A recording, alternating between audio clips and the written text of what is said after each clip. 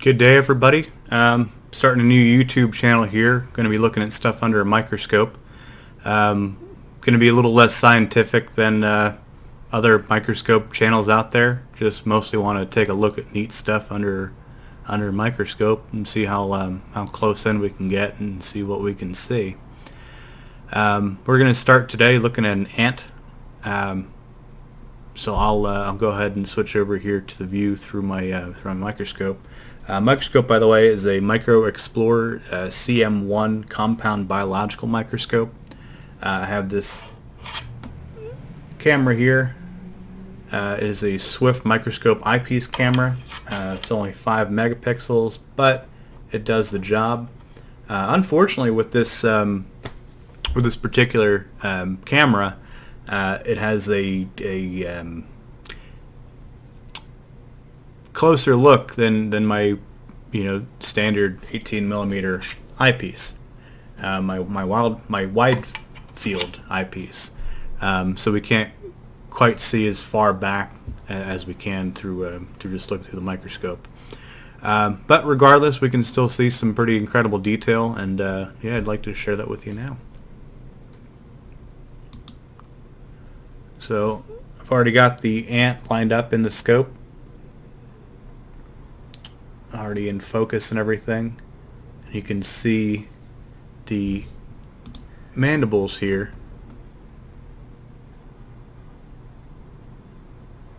Head looks kind of freaky, doesn't it? You can't see the eyes. And he's got these antennae that are bent back. She has these antennae that are just kind of swept back here. You can see them going back towards the rear of the head, and they come down and around and out towards the front. And you can see the same thing on the other side here as well. One particular thing that I love about how ants are kind of put together is these segments and the way that their body parts are kind of pressed together, almost like how a Barbie doll is put together. The legs kind of snap into place in sockets that are just slightly smaller. So when the leg pops in, it's not going to fall right out again. Onward. So we'll take a closer look here at these mandibles. Step up in magnification here and get her in focus.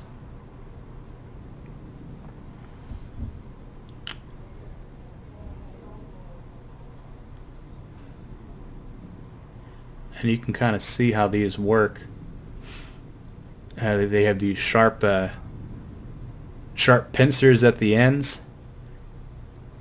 And then on the interior you have these little teeth to I guess cut with and hold stuff in place. And then obviously the mouth is just further inside there as well. Pretty interesting. I love these striations across her head too. I think that's part of the exoskeleton. Not quite sure though.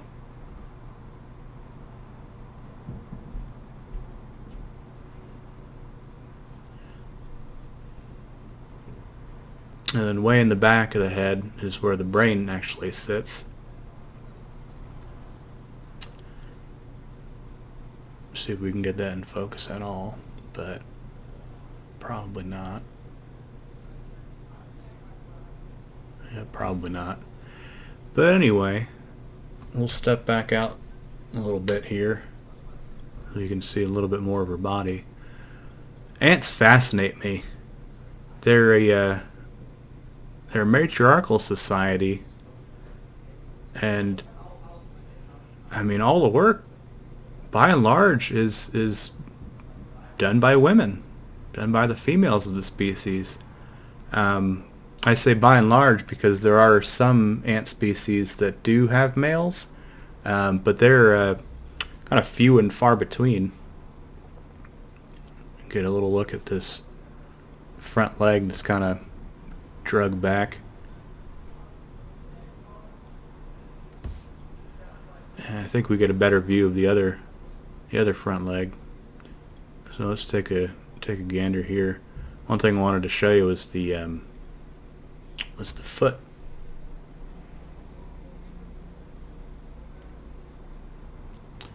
See, it has these little hairs on the lower segments, kind of like, you know, the hair on your forearm. And then she's got 2 toes up front. I don't know if we're going to be able to see it at this angle. Yeah, there's one, the darker piece there. Kind of like it's pointed up. And then there's toe number 2 right there.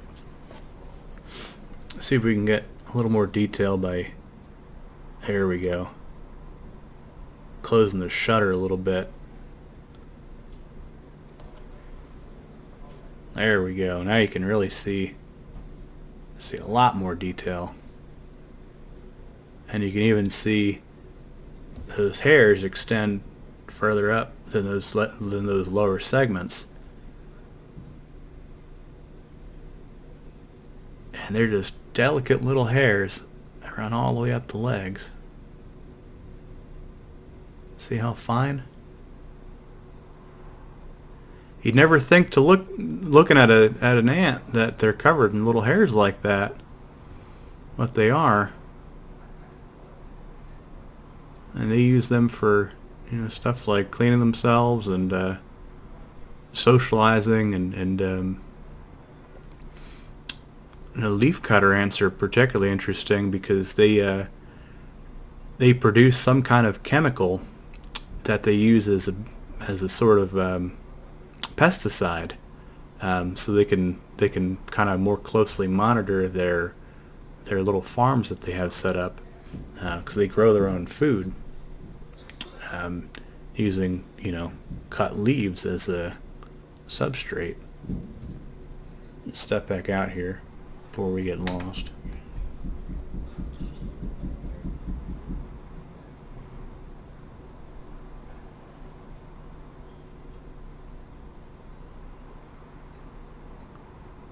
And the rear segment of an ant is where all the interesting stuff actually happens.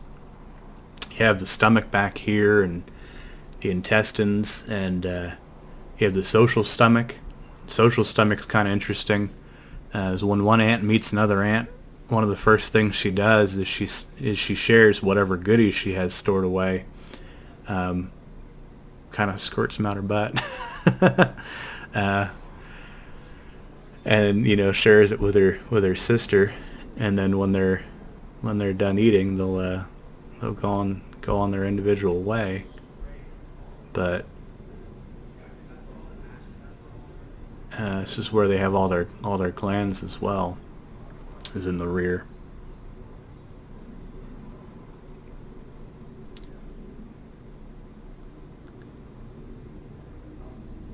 And you can see 2 of the middle legs. Kind of. There we are. So we got a front leg here. Looks like we have one of the middle legs. Another. I think this is one of the lower legs. I'm not sure. Looks like that leg may have gotten ripped off. Oops.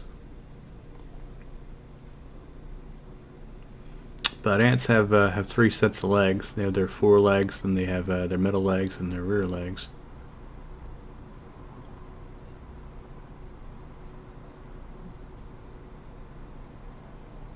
Let's see if we can get a good look at. There we go.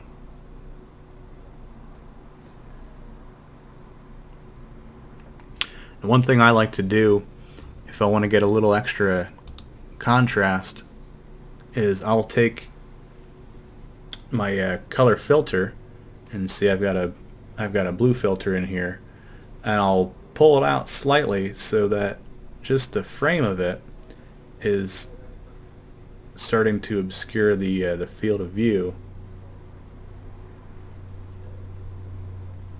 Oops, that's too much.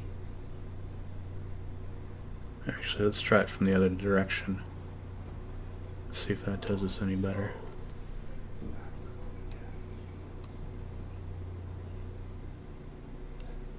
There we go. That's what I was trying to do.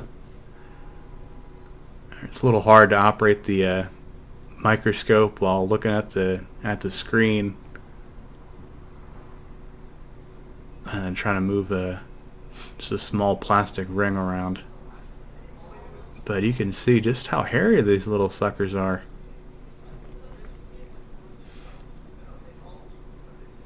Roll through our fine adjustment, and you can really pick up the hairs.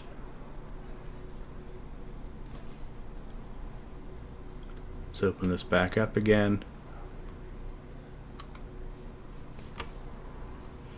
Suppose he didn't come here to see me, so I'll pop myself off the screen. There we are.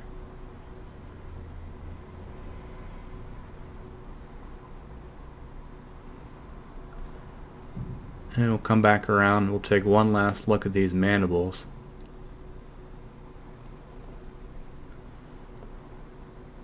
Yeah, this close up, they look like some kind of freaky aliens, but man, they're everywhere.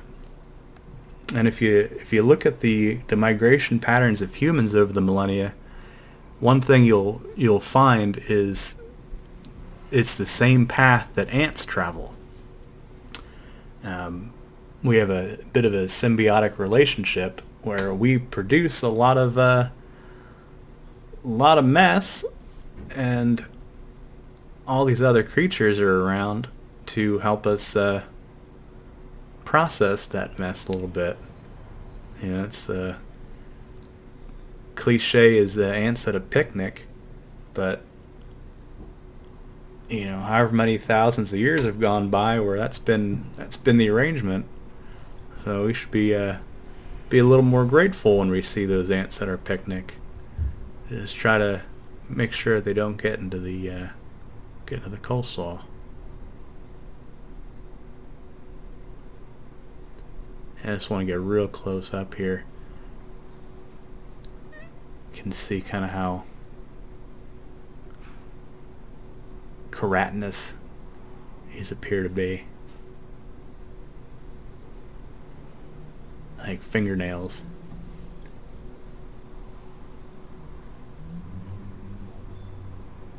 That's a little bit how they use them too. They use them to grab, pick things up, start to tear things apart and all.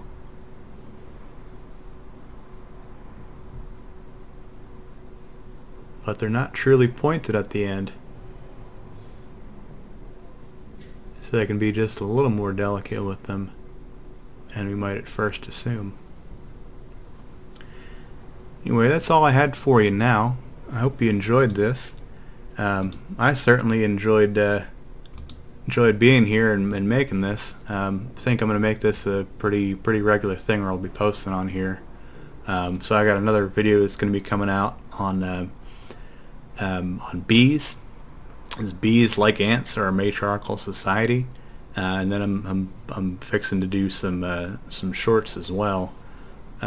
So stay tuned, and please like, comment, subscribe, do all the YouTube things, and you know, have a great day. Thanks.